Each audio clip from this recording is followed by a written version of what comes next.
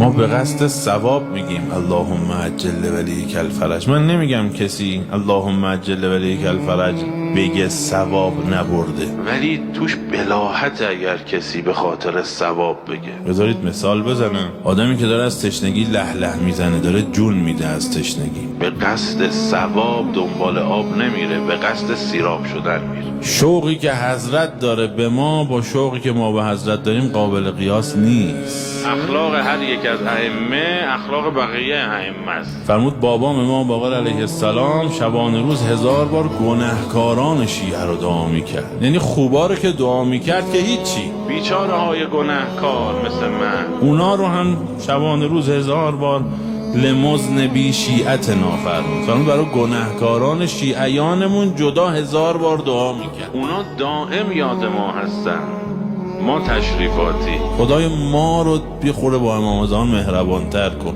هر بلایی از شما میخواد دفع بشه با من دفع میشه. داره آدرس میده، گرفتاری اینجا برطرف میشه، ترس داری امنیت اینجا تامین میشه، کمی کثرتت اینجا تامین میشه، ذلیلی عزتت اینجا به دست میاد. کوچکم سعی ندارم از اینکه صبح به صبح از جا بلند میشن اسم او رو ببرن.